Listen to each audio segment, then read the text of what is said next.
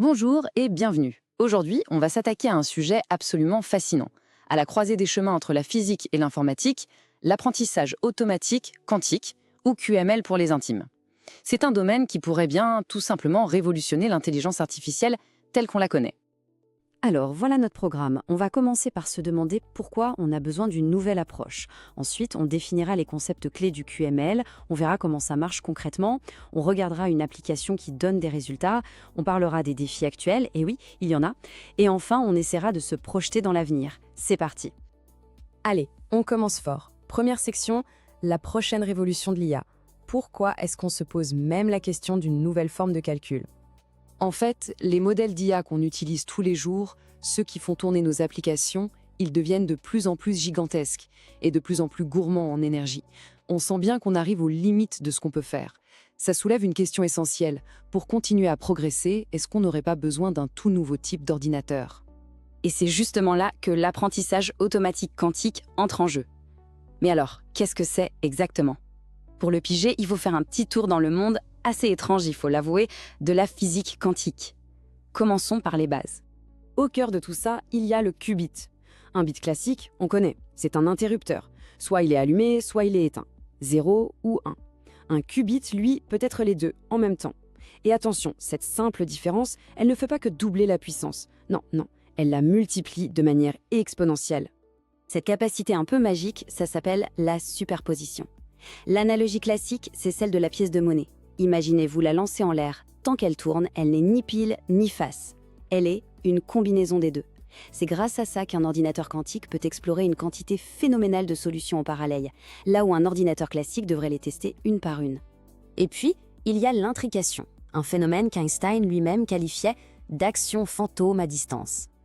Quand deux qubits sont intriqués, ils sont connectés de façon intime. Si on mesure l'état de l'un, on connaît instantanément l'état de l'autre, même s'ils sont à des années-lumière de distance. C'est un peu comme deux danseurs qui réalisent une chorégraphie parfaitement synchronisée sans jamais se regarder. Donc, pour résumer, l'IA classique, c'est comme être dans un labyrinthe et devoir tester chaque chemin l'un après l'autre pour trouver la sortie. L'IA quantique, elle, grâce à la superposition et l'intrication, peut explorer tous les chemins du labyrinthe en même temps. On voit bien que ce n'est pas juste une question de vitesse, c'est une manière fondamentalement différente d'aborder un problème.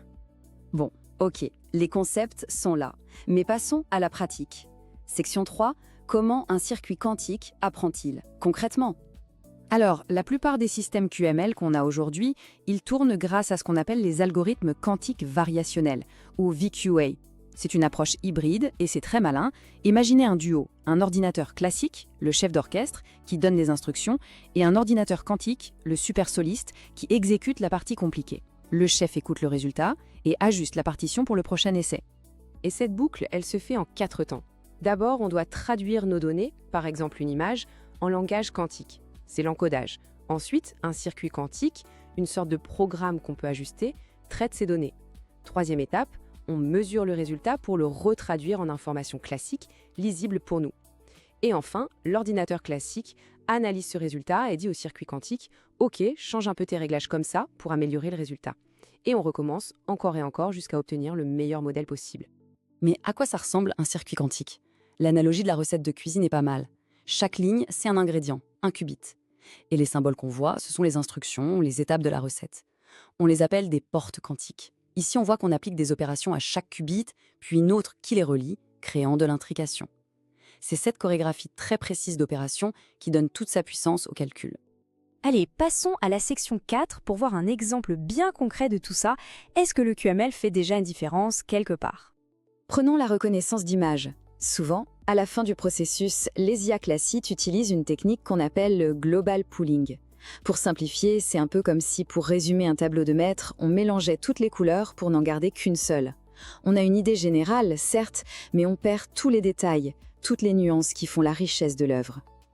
Et là, regardez ce schéma, c'est passionnant. À gauche, le modèle classique qui écrase l'information. À droite, des chercheurs ont eu l'idée de remplacer cette étape par un circuit quantique. Et pourquoi? Parce que le circuit quantique, lui, est capable de gérer des relations bien plus complexes entre les données. Il ne se contente pas de résumer l'image, il en saisit la structure profonde en préservant les détails qui comptent. Et le résultat est sans appels. Juste en changeant ce petit bout du modèle, la précision a bondi de plus de 9%. Alors, il faut savoir que dans le monde de l'IA, on se bat pour des dixièmes de pourcent. Donc plus de 9%, c'est juste énorme. Ça prouve que même avec le matériel qu'on a aujourd'hui, cette approche hybride a un potentiel bien réel. Et ce n'est pas juste un coup de chance. D'autres chercheurs ont carrément prouvé mathématiquement que pour certains types de problèmes, les modèles quantiques ont un véritable avantage. Ce n'est pas seulement qu'ils sont plus rapides, c'est qu'ils peuvent trouver des solutions à des problèmes qui sont en fait fondamentalement inaccessibles aux ordinateurs classiques, même les plus puissants qu'on puisse imaginer. Tout ça est très excitant, c'est vrai. Mais il est temps d'apporter une petite dose de réalisme. Passons à la section 5, lire les petits caractères. Scott Aronson, qui est un grand nom de l'informatique quantique, nous rappelle à l'ordre. Les promesses d'accélération incroyables, elles viennent souvent avec des conditions, des fameux petits caractères qu'il faut absolument lire avant de s'emballer. En gros, il y a 4 gros points de vigilance. Le premier, c'est l'entrée. Comment on fait pour charger des téraoctets de données classiques dans un état quantique? C'est souvent très lent et ça peut annuler tout le gain de vitesse. Le deuxième, c'est la complexité des opérations. Elles doivent rester simples, sinon tout le système s'effondre. Le troisième, c'est que ces algorithmes sont hyper spécialisés, ce ne sont pas des couteaux suisses. Et enfin, il y a la sortie, extraire la bonne réponse est un vrai défi. On n'obtient pas une réponse claire, mais plutôt des probabilités. Et à tous ces défis logiciels s'ajoutent les défis matériels, bien sûr. Les qubits sont d'une fragilité extrême. La moindre perturbation, le moindre bruit ambiant, un phénomène qu'on appelle la décohérence, peut ruiner le calcul. Pour l'instant, on est encore à l'ère des ordinateurs quantiques bruyants, ce que les chercheurs appellent l'ère NISQ. Alors au final, qu'est-ce qu'on doit retenir de tout ça? On arrive à notre dernière section, l'avenir du calcul. Bon, que faut-il garder en tête? Le QML, ce n'est pas juste une version plus rapide de l'IA, c'est vraiment une approche nouvelle. On a vu que son potentiel est bien réel, que ce soit en théorie ou en pratique sur des cas précis. Mais les obstacles, qu'ils soient logiciels ou matériels, sont immenses. La bonne nouvelle, c'est que la course est lancée. Il y a une communauté mondiale de chercheurs qui avancent, des outils open source qui se développent chaque jour. Ce qui nous laisse avec une question assez vertigineuse finalement. Est-ce que le QML va redéfinir ce qu'on appelle l'intelligence elle-même?